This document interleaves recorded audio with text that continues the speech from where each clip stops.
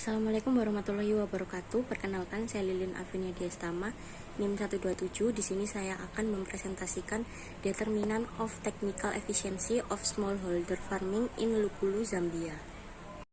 Di Zambia, sektor pertanian menyumbang rata-rata 9,8% dari produk domestik bruto dalam kurun waktu 2006 hingga 2015. Tanah yang subur mencakup 47% dari total tanah negara, tetapi hanya sekitar 15% saja yang dibudidayakan. Terlepas dari perannya yang penting dalam perekonomian nasional dan pemberiannya yang baik atas tanah subur dan sumber daya air yang luas serta iklim yang mendukung, kinerjanya malah di bawah potensi penuh. Lebih lanjut, sektor ini sedikit berkontribusi pada peningkatan pendapatan pedesaan, ketahanan pangan dan gizi, serta pengurangan kemiskinan pedesaan. Satu kekhawatiran bahwa hasil panen nasional untuk sebagian besar tanaman yang ditanam oleh petani kecil tetap rendah. Tanaman pangan termasuk pangan utama dan tanaman komersial seperti jagung, sorghum, millet, dan beras. Pemerintah Republik Zambia telah menempatkan pertanian sebagai salah satu sektor prioritas utama yang pertumbuhan dan pembangunan ekonomi serta pengentasan kemiskinan. Oleh karena itu, peningkatan produksi dan produktivitas pertanian merupakan hal yang penting bagi pemerintah dan mitra pembangunannya. Tujuan dari presentasi ini adalah mengetahui tingkat efisiensi teknis serta sumber-sumber efisiensi teknis dari pertanian di Lukulu, Zambia. Penelitian ini dilakukan di Zambia Barat, Kabupaten Lukulu, yang memiliki curah hujan berkisar antara 800 hingga 1000 mm.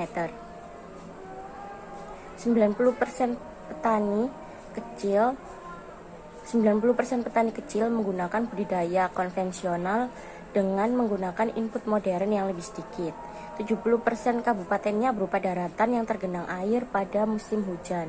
Oleh karena itu, Kabupaten Lukulu memiliki potensi untuk produksi padi karena beras tumbuh subur di daerah yang terkena air. Kabupaten ini berada di urutan kedua provinsi penghasil beras setelah Kabupaten Limalungu. Peneliti menggunakan data primer yang dikumpulkan dari 120 responden petani padi rakyat. Data yang digunakan dalam penelitian ini dikumpulkan melalui kuesioner yang diberikan kepada komunitas petani skala rumah tangga. Informasi yang dikumpulkan meliputi aspek sosial, ekonomi, karakteristik usaha tani, pola tanam, data produksi padi, termasuk luas usaha tani, input tenaga kerja, jumlah pupuk, dan output beras yang dikumpulkan meliputi musim tanam 2016 dan 2017. Pendekatan Stochastic Frontier diterapkan untuk mengidentifikasi faktor-faktor yang mempengaruhi inefisiensi teknis di kalangan produsen beras rakyat di Kabupaten Lukulu.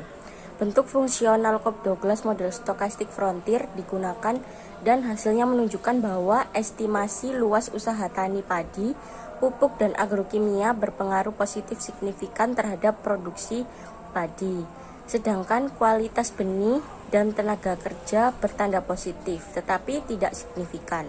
Rata-rata efisiensi teknis padi pada usaha tani rakyat adalah 76,9%, yang berarti ada ruang lingkup untuk lebih meningkatkan output sebesar 23,1% tanpa meningkatkan tingkat penggunaan input.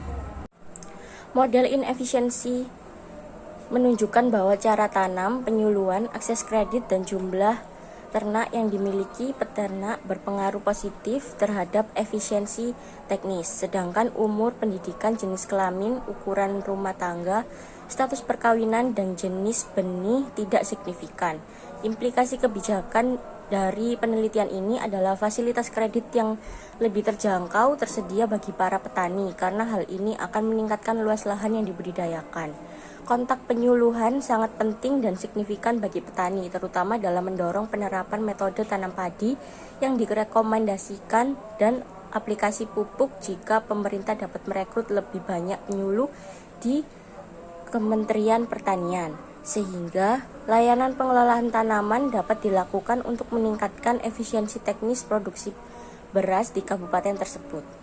Ada kebutuhan melalui penyuluhan untuk menyadarkan para peternak akan pentingnya memiliki sapi oleh peternak kecil, karena memiliki Sapi mendorong peternak untuk mengolah lahan pertanian yang lebih luas dalam jangka waktu tertentu dengan menggunakan bajak dibandingkan dengan menggunakan tangan atau metode cangkul.